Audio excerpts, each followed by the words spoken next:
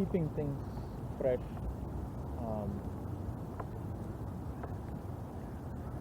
It seems to me that any activity, the first time it's fresh and lively, and any subsequent times, no matter how much I try to keep the freshness, there is always something accumulating, something that seems to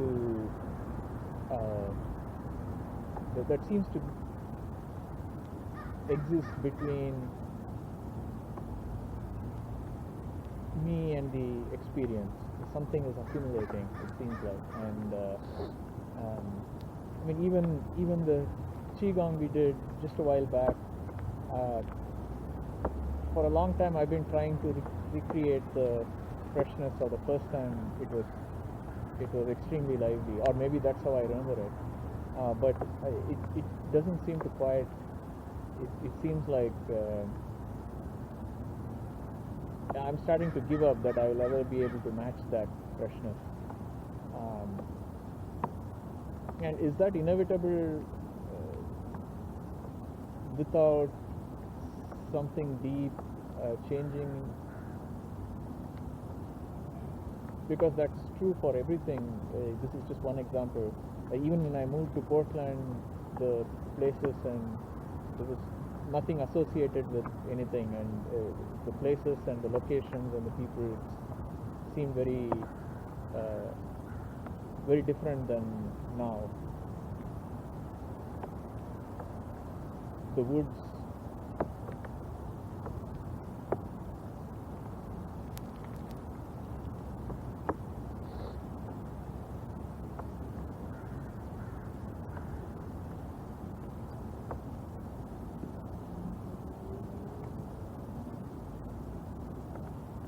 well, it's been inevitable, apparently.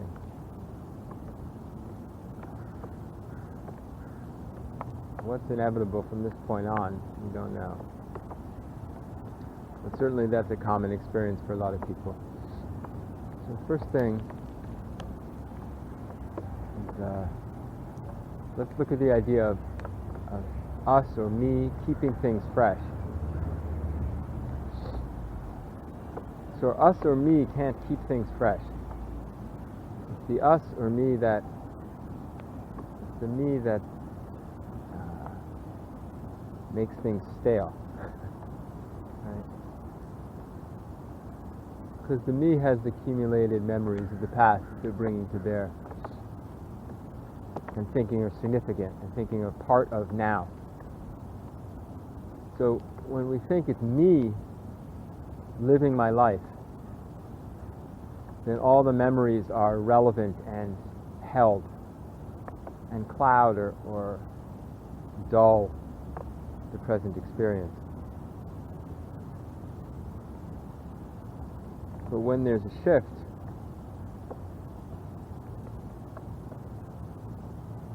which is, as you said, I think you used the word profound, it is a profound shift from me living my life to life living, you could say life living me, but really life just living life, with me as one detail that emerges. The story of me comes out of it, disappears, comes and goes.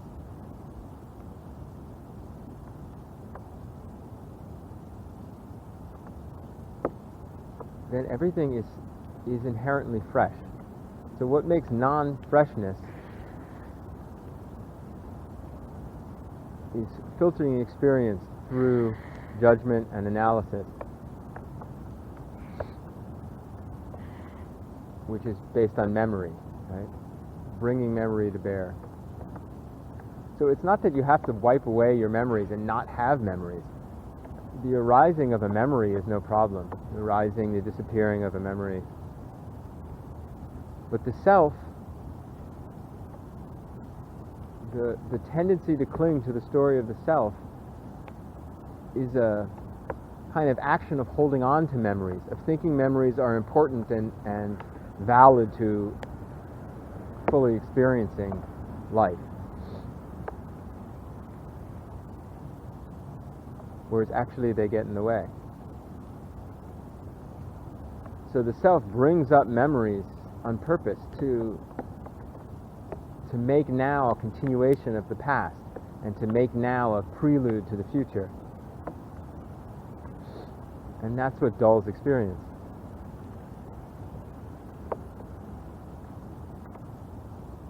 Because you're occupied with this moment's role in this trajectory of past and future, comparison to other times, comparison to how you want to be in the future.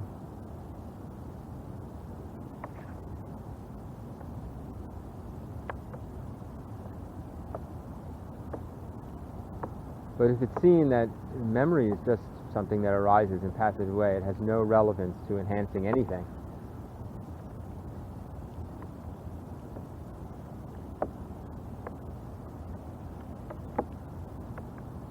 then we just don't focus on it. It doesn't matter how this was last time, or how you thought it was going to be this time, or how you hope it will be in the future.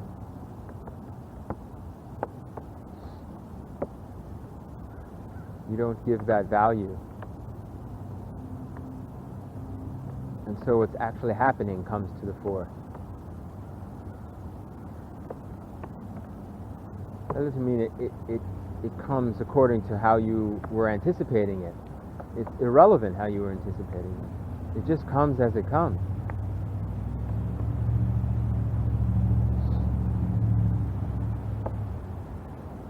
Appreciation is just there for what's actually coming this time, irrespective of what you hoped or what you remembered or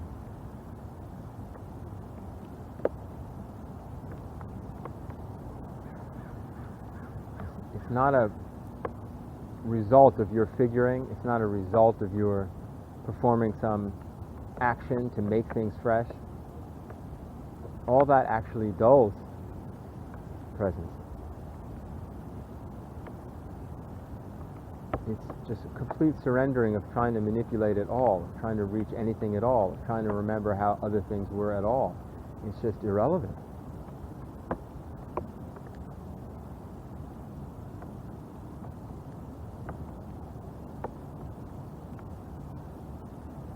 It's a movement from you trying to live life, you trying to find satisfaction in life,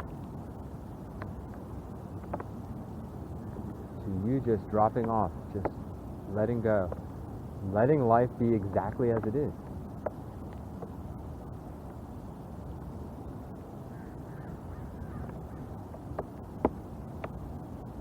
Even when it raises a self-idea and a memory, it just does that and let it go. It has no value.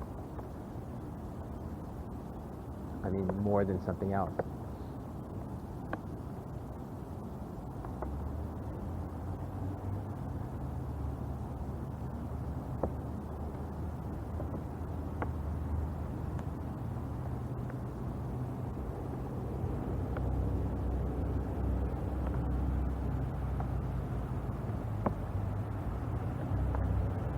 This kind of great equanimity.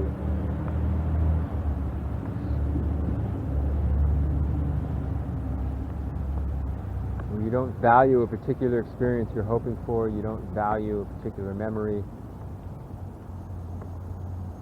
you don't value a particular idea about how you think you're supposed to appreciate something or how you think it should be.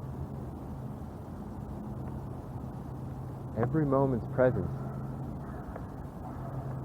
which is one moment's presence, is of equal value, constant value. So there's nowhere to move from and nowhere to move to.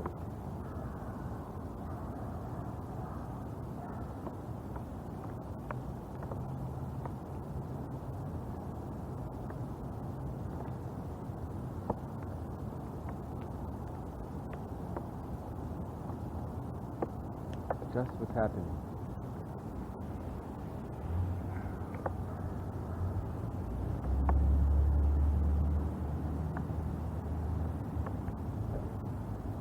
To the self, just what's happening is usually not satisfactory or exciting. Sometimes, but most of the time, not so much. point isn't to make presence more exciting. The point is to remove self's agenda. Not really to remove it, just to see that it has no use and let it go.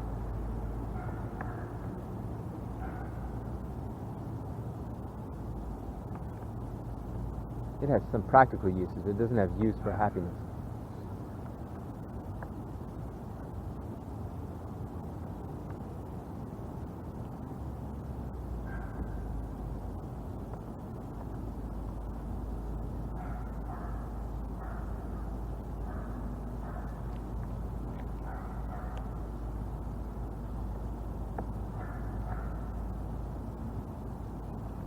So when we say awareness is happiness itself, or awareness itself is happiness,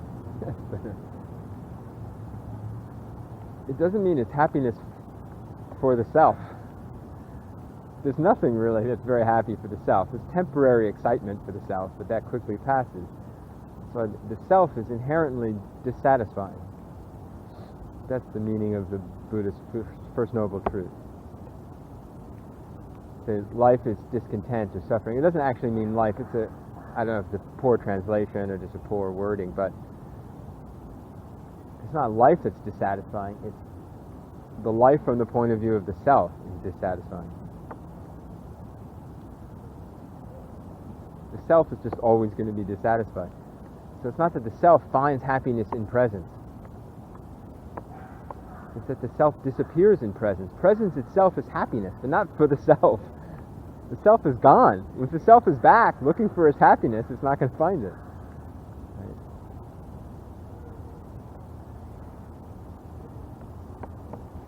The happiness that comes is not the self's happiness. It's just life. It's just presence. It's full and content and even in and of itself, but not for the self. If the self comes into the picture, it gets obscured. It gets not fresh, as you said.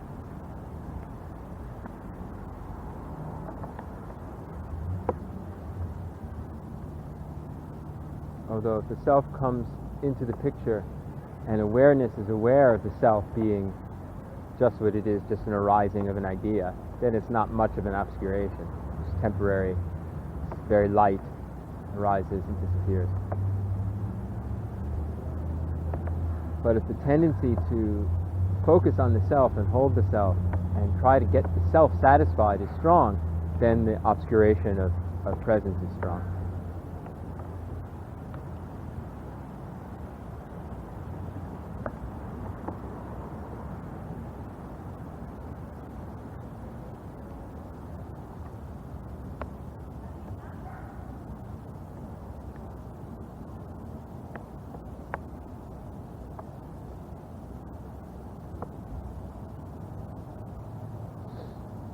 So it's that hankering after satisfaction for the self that actually makes it farther and farther away.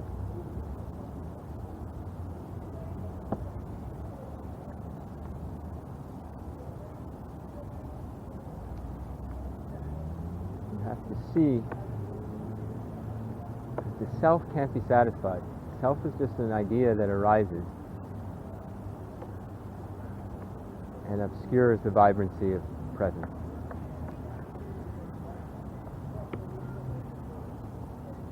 To the extent that it's grasped, attached to.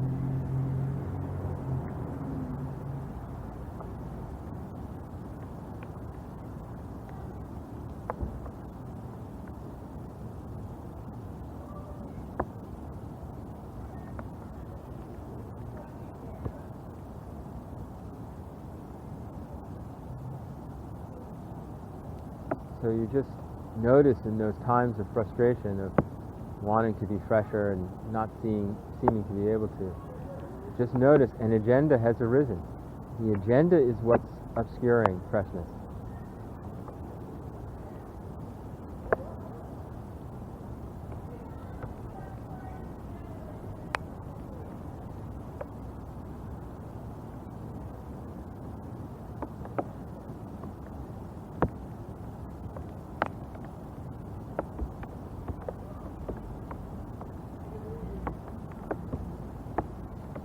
So if you're comparing your Qigong to your first Qigong, or to how you hope Qigong will be in the future, you can't have freshness. When you don't care how it was the first time, you don't care how it's going to be later, there's only what's happening now. There's not even Qigong happening.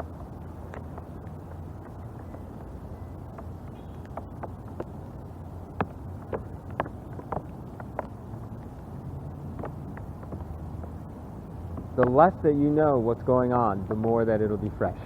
If you don't have any idea what's going on, it's completely fresh.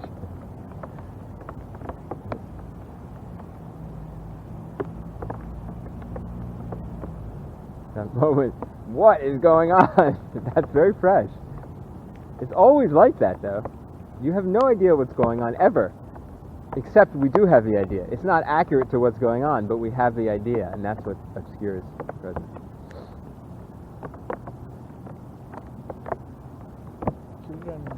Children are in a constant state of wonder because it's no expectations and everything is just happening. Yeah. And much more so in that state. As they get older, they start to accumulate memories and standards and comparisons and the way things should be and the way they want things to be as opposed to the way things are, and then they learn the adult problem from pretty early age, little by little. It creeps in.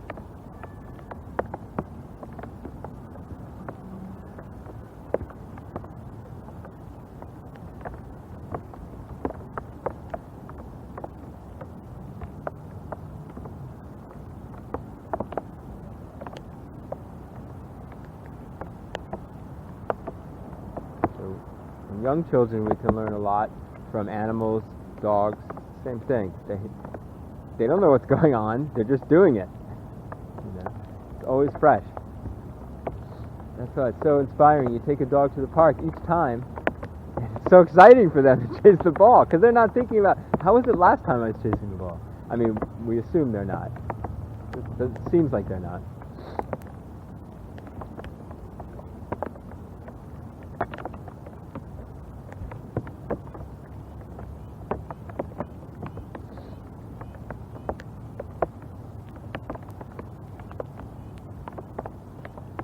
So it's not just that we have that tendency as humans, as adult humans, that this happens. I mean, to an extent, we have to accept that that happens. But we can notice that we do it on purpose. We think there's value in it. We're like, I got to bring up my memory, I got to compare, I got to strive, because that's how I'll get happy. We have that belief. That's what we can change. So it's not that we have to get rid of memories, the fact that we recall things, or the fact that some level of comparison happens or evaluation.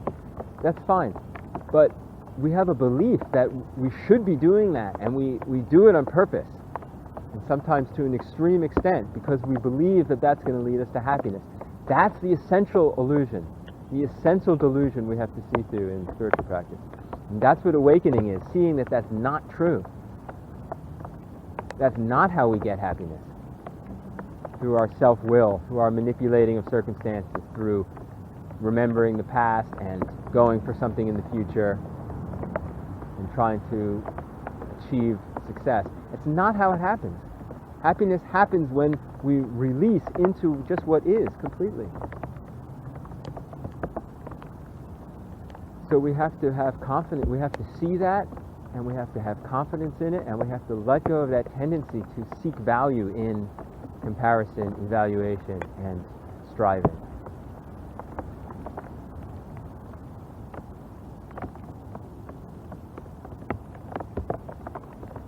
In other words, in time. Some people speak of it like that, in time, seeking happiness in time. It's kind of an elegant way to say it. Because it involves memory of the past we're trying to recreate, but even more, it involves thinking we're going to arrive at happiness in the future. And that's just a state of ignoring the happiness that's our nature, that we could access if we didn't have that belief.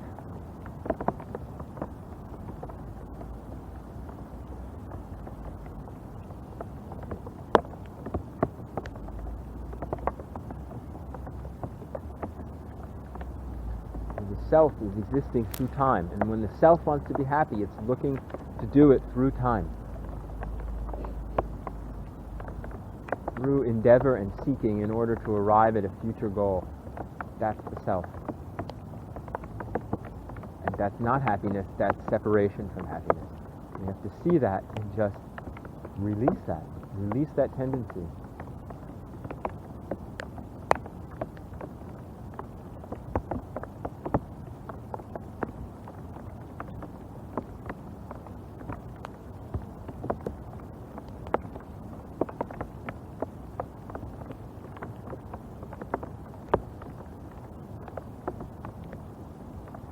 Self can't really do it. The self is time bound. It will always be in time. So you can't take the self out of time. You have to let go of the self. Just let life take over.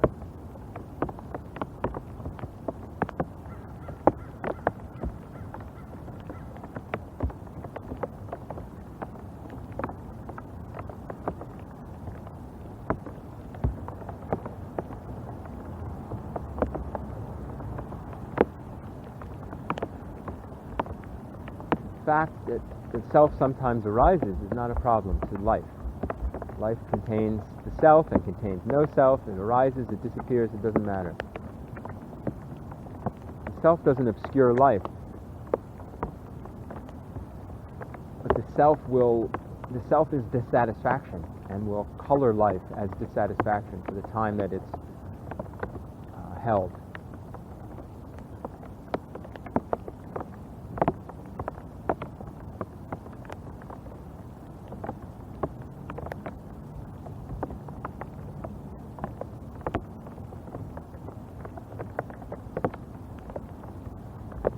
But if it's not believed that it's the way to happiness, if it's not grasped as the truth, then it just arises and ceases in a very easy way, in a light way. And the beauty of presence comes to the fore.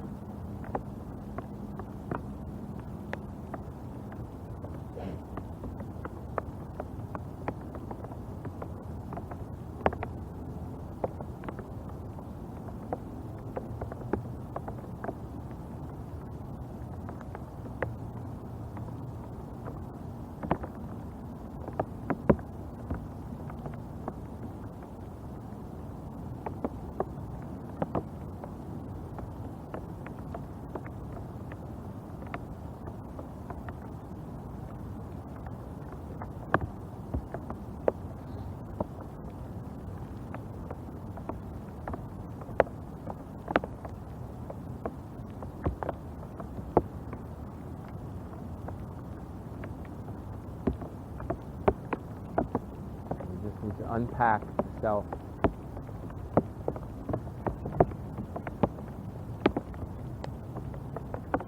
The self has all these duties and jobs and pressures to accomplish. You just have to start releasing those until the self becomes very light, and then we just let go of the self.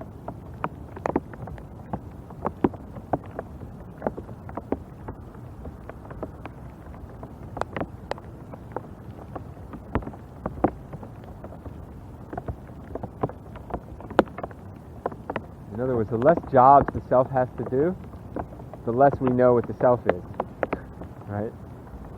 Until we finally don't know any self.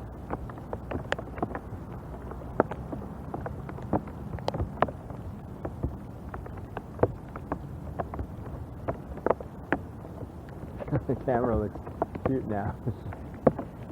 Jacket and hat.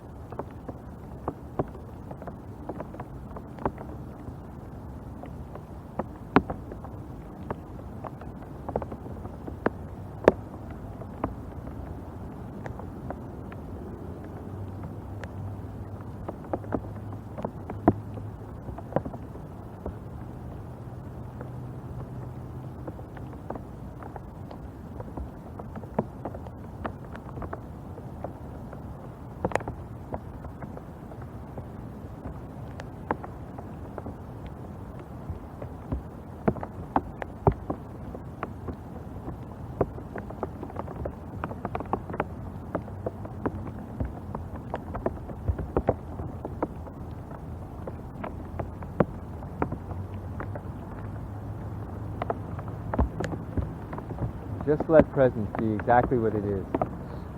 Just let it be what it is.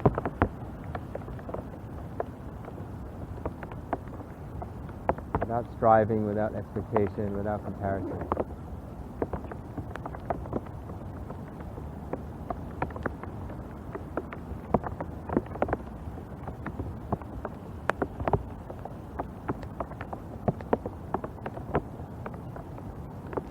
Feeling that the present is dissatisfying is never the actual present. It's my thinking is dissatisfying.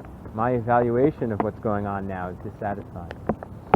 And just let it go. Just be with what is.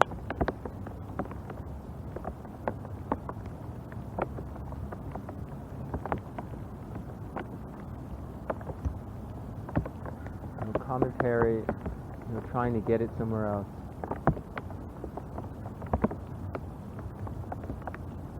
And when that stuff arises, just let that be that and then let it go.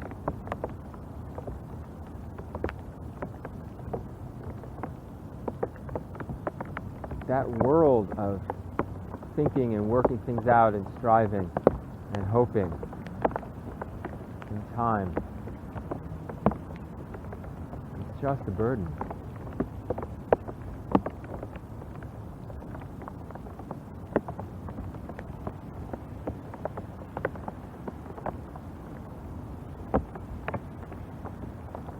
It's fine if we use it for practical things, but it's just a burden when we think value or happiness lies there. It doesn't.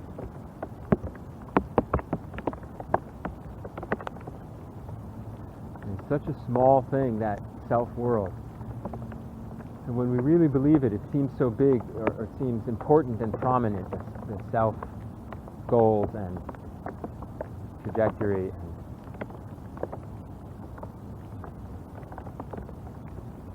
The jobs you're doing that you think are worthwhile and are going to lead to happiness. It seems so big. From the perspective of clarity, it's a tiny little thing, tiny little mind headache. It's just it's not always a headache, but if you believe it and hold it, it becomes a headache. And in the midst of this vast life just happening. So this rain right here doesn't care about your striving and your future plans and your past. It doesn't care. It's way more important to joy.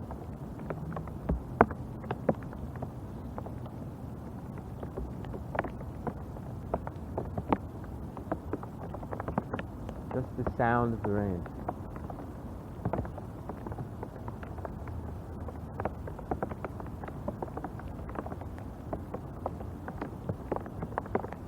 Light enough now that I don't think we're feeling too much anxiety about getting soaked, so we can appreciate its beauty.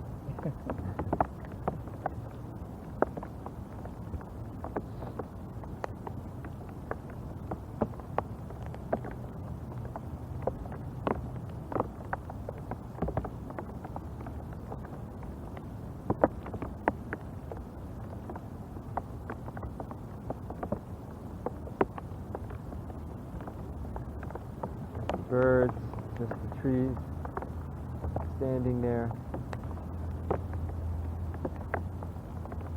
and also how the body feels, breath, everything's just complete like that. You're striving, thinking, comparison, evaluating. It's just this little thing that comes up. It doesn't do anything except cause stress. Aside from practical matters, I mean, when you believe it, when you're using it to find success in life, happiness.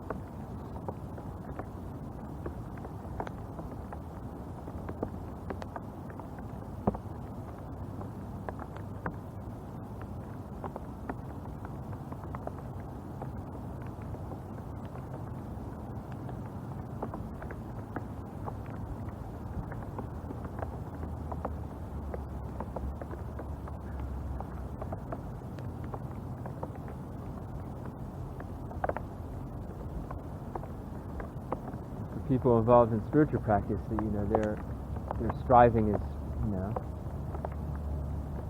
about how to get the best experience. how to get the best insight.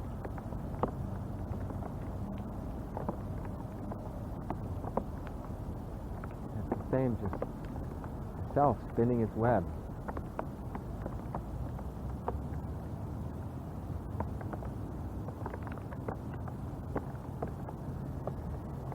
Meanwhile, life is just happening as it is, perfect and whole, complete.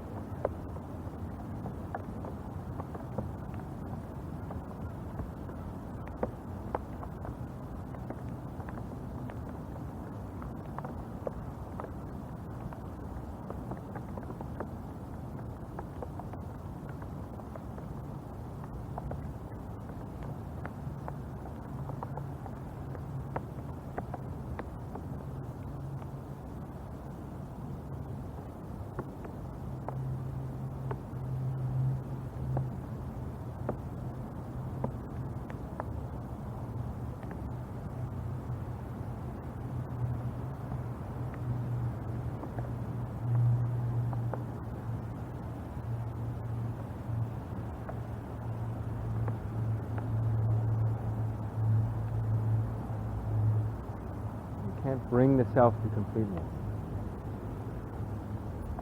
Completeness is nature itself. The self is coming out of completeness, the foundation of completeness, and disappearing into it.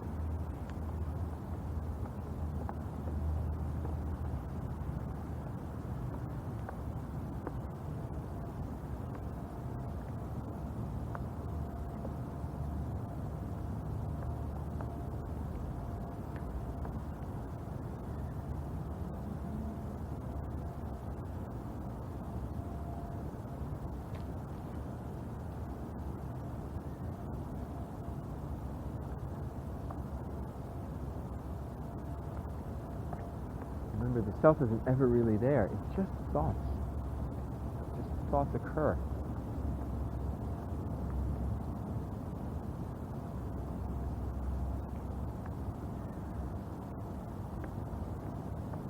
Thoughts that resonating.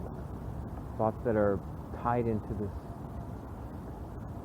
view of the self.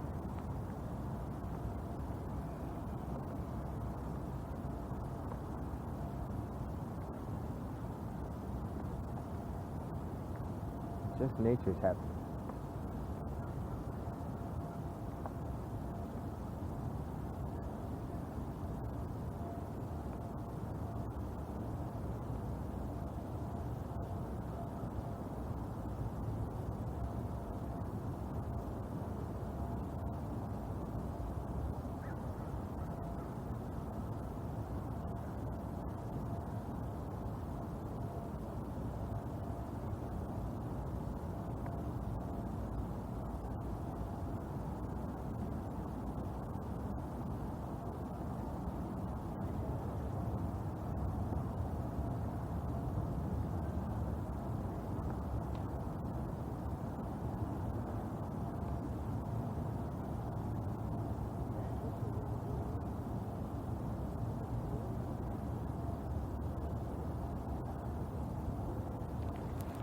That useful? Any follow-up? Or does anyone have anything else?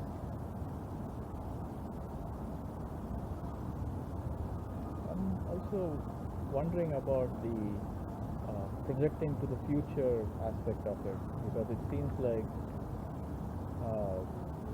when you're introduced to something for the first time, not only do you not have expectations that can dull the experience? But I'm wondering if anticipating future could enrich the experience. I'm not saying that as a recommendation of sorts, but I'm wondering if that also plays a part in, for example, if I, the first time I do qigong, I feel great and I'm going, oh yeah, this is wonderful, I'm going to keep doing it, and that looking to the future, I'm wondering if that is also enhancing the experience that is missing later on. You mean the thought that I'm going to keep doing this in the future? Yeah. Makes it more exciting? Yeah. And same thing for other things also. The first time you move to a...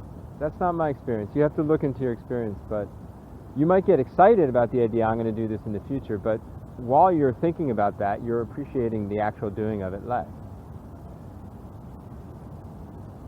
I mean, because you have less attention there. Your attention is divided. Not to mention that in the future, when it doesn't turn out like you anticipated, you get disappointed. Right, but that happens later on. That happens later on.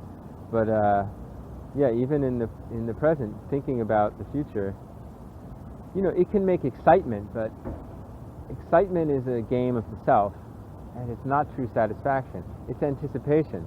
It actually has suffering in it. It's kind of, because there's some doubt. Maybe it'll be good and maybe it won't. Oh yeah, I think it'll be good. I mean, perhaps it's better than being a pessimist and thinking things are going to suck and just feeling depressed. I mean, I'm sure it's better, but it's still waiting. It's still longing. Yeah. It's separated.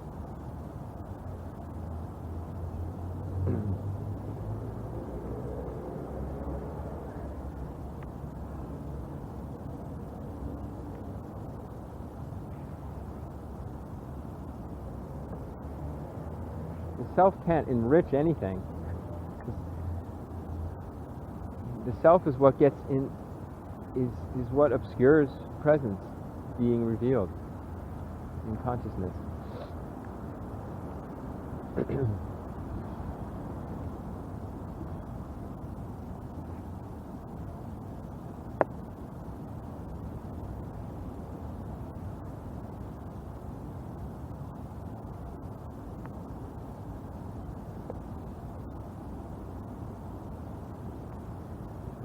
There's nature happening, always, which is complete and whole, and then out of that, one of its elements is the self-idea arising, which is fragmented and compared and separate, and that creates some stress. The cessation of that happening is a beautiful feeling. The particular nature of that release can't happen unless you have the stress. But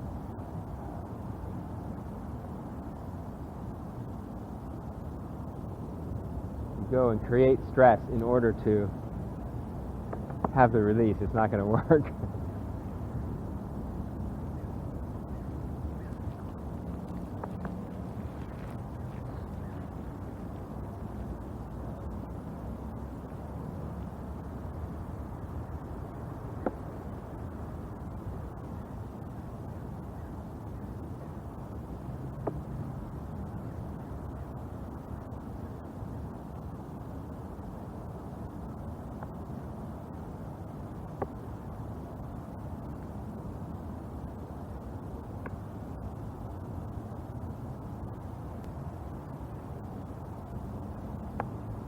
There is a technique of creating stress and then allowing that to build up and then have a release. In some kinds of spiritual practices. But, I mean, you can't do it self-consciously because you either don't believe in the stress, you know it's artificial, so you don't actually feel the stress, or you really do, and then it's, you know, you're buying into it, and then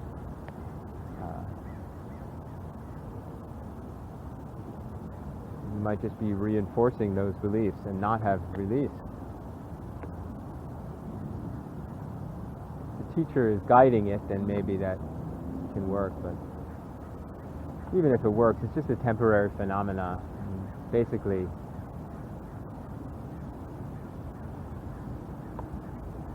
we can't fool ourselves into release. We just have to release. Right? We have enough natural stress that we'll feel that difference as a joyful transition, you know. Sawaki Roshi once called enlightenment experiences just a feeling a difference in the balance. He talked about getting in an elevator, going down into a mine, into a coal mine somewhere. Someone took him into a coal mine thing, and you know, it drops down. You feel yourself moving in the beginning of the elevator, and then you get used to it. You're moving really fast, but you think you're not moving at all. Then all of a sudden it stops, and you feel like you're being squished to the ground, right? So it's not that anything's really changing, but we just get used to certain illusions, and then we feel the change when we drop the illusion.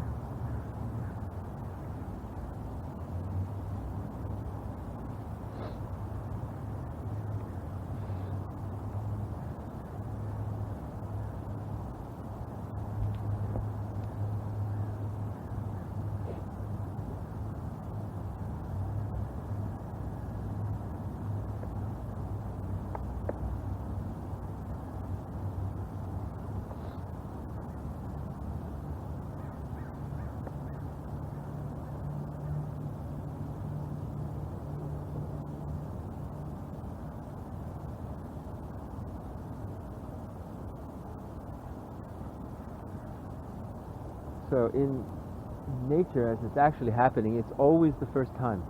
It's always fresh. If you say, this is the 10th time I've done this, that's not true. That's not what's going on.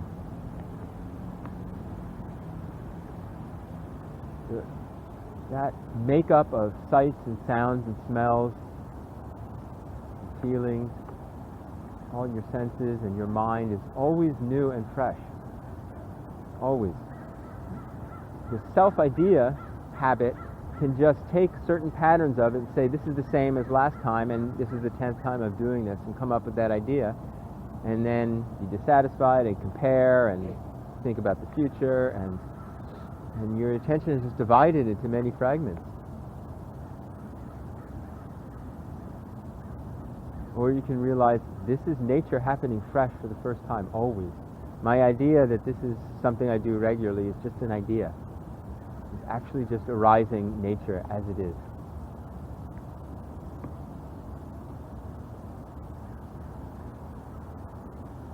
So it helps to put yourself in situations that even the self admits is fresh and new, that seems to the self is fresh and new, to get that experience. And then you have to realize, it doesn't matter what the self thinks, it's always fresh and new. If you don't take that second step, you just endlessly look for special experiences, and then that becomes dissatisfying, right? Become an experience junkie. Right, exactly.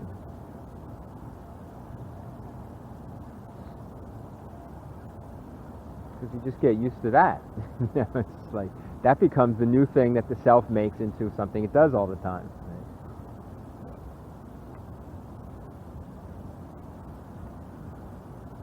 So you have to recognize it's always fresh and new. If I think this isn't fresh and new, that's just my thought that it's not fresh and new. It has nothing to do with what's going on. If I dwell in my thought about how it was last time and how it's going to be next time, that's what makes not fresh and new. That's what makes repetitive times. If you don't have that thought, then it's just nature happening.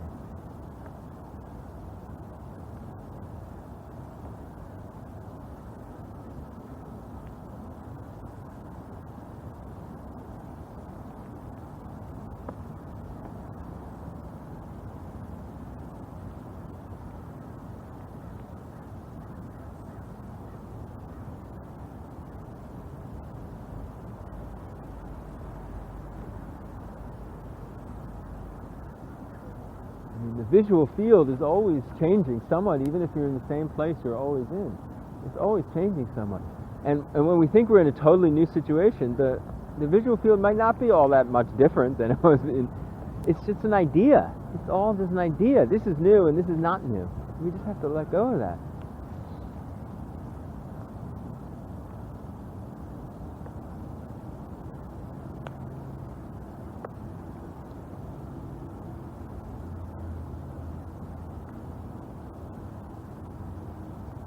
And what makes it not new is knowing. I know about this. I know about that person. That makes the relationship stale. I know about this place. Really?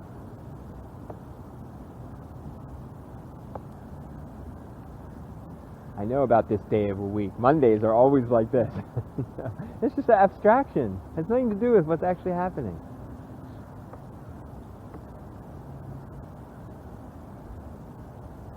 To remind ourselves, I don't know this place, even my room. I don't know. There's all these angles I haven't looked at before.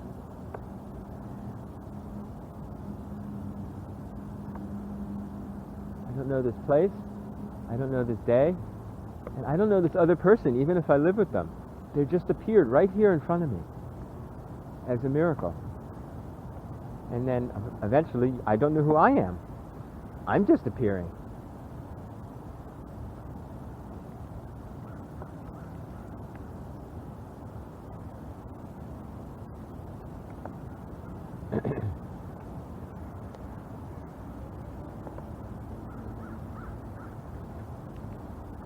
That was a funny voice I just had, I think. That just appeared.